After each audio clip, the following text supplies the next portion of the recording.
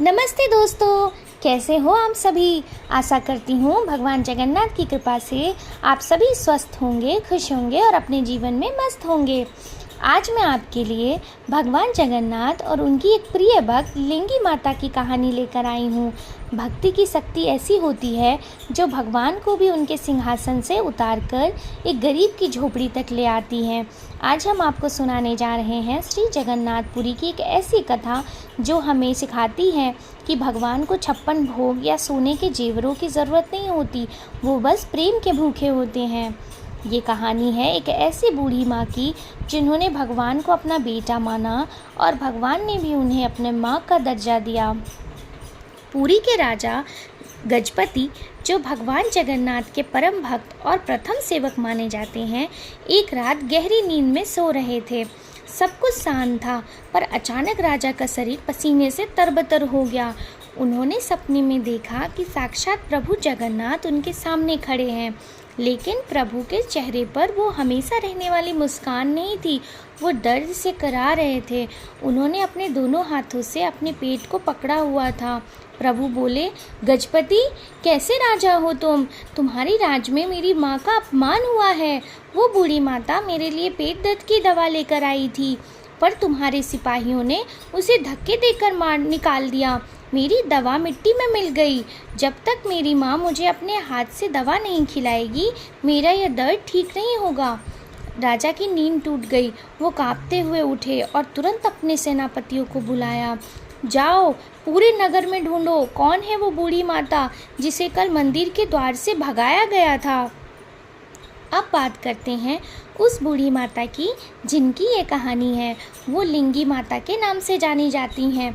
वो पुरी के एक कोने में एक पुरानी झोपड़ी में रहती थी।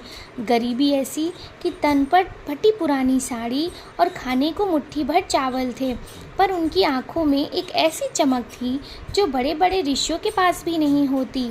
वो रोज़ मंदिर जाती, पर उनके लिए जगन्नाथ जी ब्रह्मांड के स्वामी नहीं, बल्कि उनका छोटा सा लल्ला था। एक दिन मंदिर में बहुत बड़ा उत्सव था। सोने की थालियों में 56 भोग सजाए गए। चारों तरफ घी और शक्कर की खुशबू फैली थी। दुनिया जहान के लोग दर्शन को आए थे, लेकिन वो बूढ़ी माता एक कोने में खड़ी होकर चिंता में डूबी थी। उसने सोचा, मेरा छोटा सा लल्ला सुबह से इतना मीठा खा रहा है, कभी लड्डू, कभी रसगुल्ले, कभी मालपुआ। कहीं इसके पेट में गैस ना बन जाए, कहीं इसका नरम सा पेट दर्द ना करने लगे। माँ की ममता देखिए दोस्तों, उसे भगवान की शक्ति पर नहीं, उनकी सेहत की चिंता थी। उसने फैसला किया कि वो अपने लल्ला के लिए वही दवा बनाएगी जो उसकी माँ ने बचपन में उसे दी थी, नीम का चूर्ण। रात के सन्नाटे में उस माँ ने नीम की ताज़ा पत्तियाँ तोड़ी और उन्हें एक पत्थर पर पीसने लगी। पीसते पीसते वो उनसे बातें कर रही थी। लल्ला, ये थोड़ा कड़वा लगेगा, पर तेरा पेट ठीक हो जाएगा। उसने उस चूर्ण को एक छोटी सी मिट्टी की डिबिया में भरा और उसे अपने सीने से लगाकर सो गई। अगली सुबह वो थके हुए कदमों से मंदिर की सीढ़ियाँ चढ़ने लगी।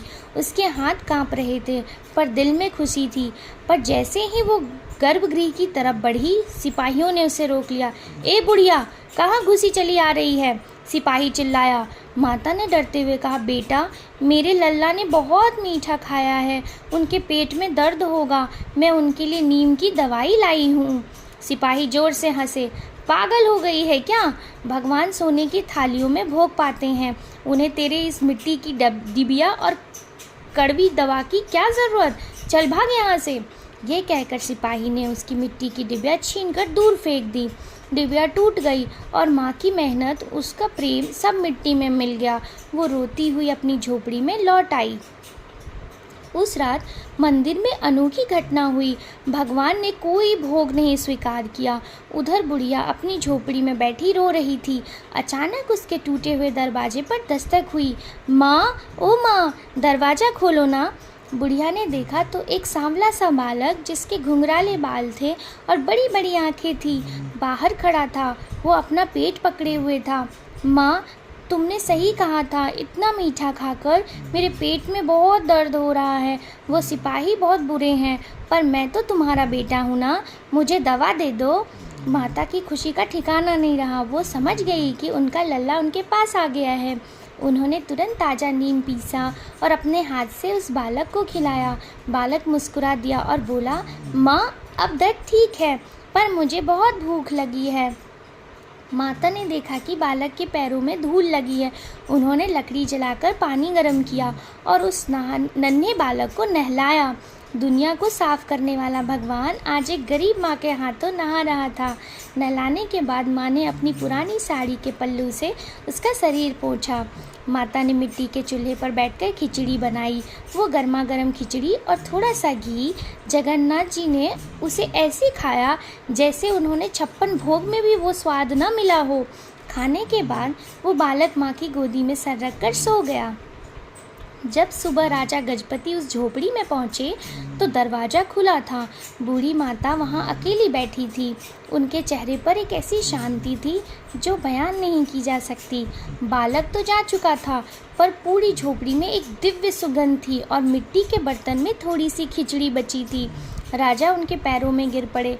उन्हें समझ आ गया कि मंदिर के बड़े बड़े पंडित जो नहीं कर सके, वो इस माँ के प्रेम ने कर दिखाया है।